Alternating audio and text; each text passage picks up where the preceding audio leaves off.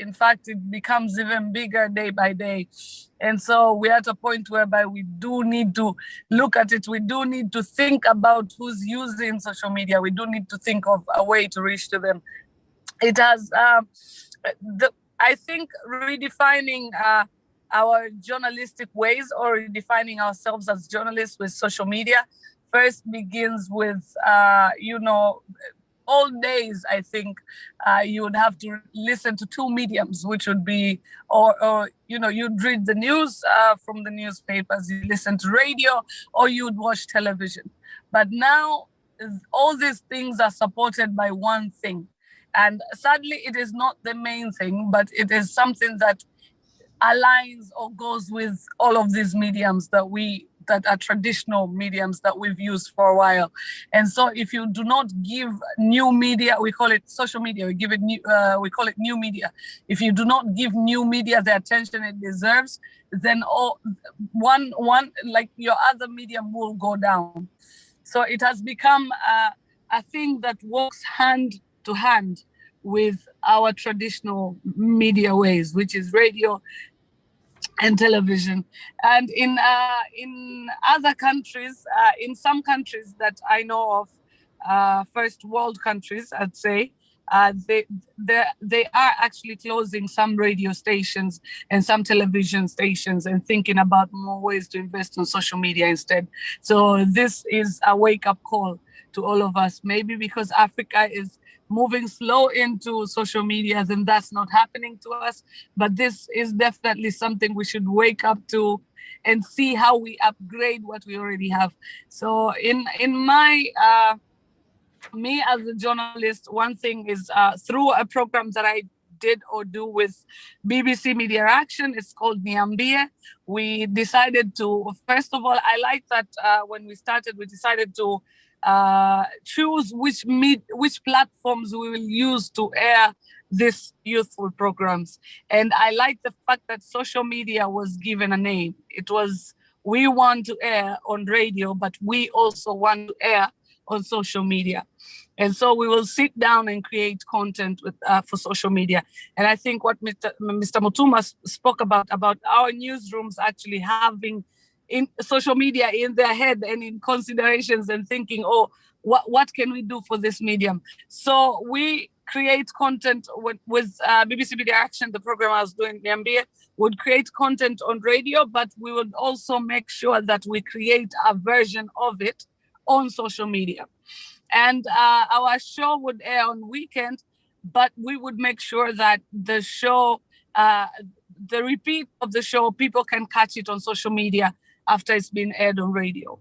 And also to look at, matter of fact, it's actually kind of easier to know the audience through social media, because social medias like Instagram already give you insights of who is following you, what do they like, what do they, what is their most enjoyable content. So it's kind of made it easier for us. So I really think it's a platform we should look at. We should, as a nation or as journalists, stop saying, words like, I'll say this in Swahili, maneno kwenye mitandao, maneno kwenye mitandao.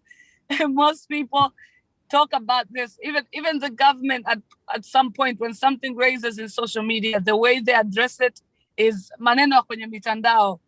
Not the government in whole, but some government officials have done that before. And so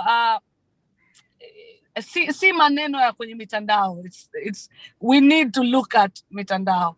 And I think these are also challenging times for journalists, because before you had to go on ground, you had to go look for news. You had to go to Mwenge and see who had an accident and see what happened after they had an accident and actually find people there. But right now, social media has brought us sources that are online. There's a particular person that's at the event, taking a video, taking a picture and sharing it, and you have direct contact with your source online. And we've come to an era which before we focus on the skills to penetrate better in these times, we should also acknowledge that social media does exist. It does take a huge part. It does bring us closer to our sources, but it also does bring us closer to our investors or sponsors. At the same time, social media does, it pushes us to be more content creators. And that's a good era to be in. Because now in order for your content to go, you really have to be creative. You really have to think about it. So we have to first let that sink in, understand that now it's different times, and adapt to social media as it is. So that's what I think. But also, me being a journalist, I'm on radio, but I think I am different from most media personalities in Tanzania. And that is because of my existence online or my existence on social media, or how I had chosen to, give a closer look and closer focus to social media. I was written in the Citizen about an article about women with power on social media, something like that. And this is because of my existence online. There's so many ways as a journalist that you can use your social media positively, in which through my online platforms, I've made videos to educate my followers, which is mostly young people that look at me as an inspiration. I often speak about the right type of friendships. I often, I make videos about, I obviously share my work on radio. I share my work on what I do on ground for young people, but I also make sure to educate them through my social media platforms. Through social media, I've had the chance to gain more sponsors as a personality, as a radio personality. I've gained more attraction. And I could say at some point, I think social media has probably at some point paid me more than my very own job. I see. And so, I see. yes. I see. Interesting, Mina Ali. I see you're flowing, and I like the way you have related the topic with what Mtumba said, redefining our journalism, and also linking it to the aspect of multimedia skills needed. So just briefly, tell us now in the venture you are doing, both on radio and on social media, what are the skills, what are the techniques you are using to actually collect, gather news you are sending to your audience? So first of all, there's so much knowledge. Again, I will put, I'll go back into the point of your source is right there. Before you had to go to the streets to look for them. Right now, they are right there. So let's say you have more knowledge about music, and I don't, but I'm on radio.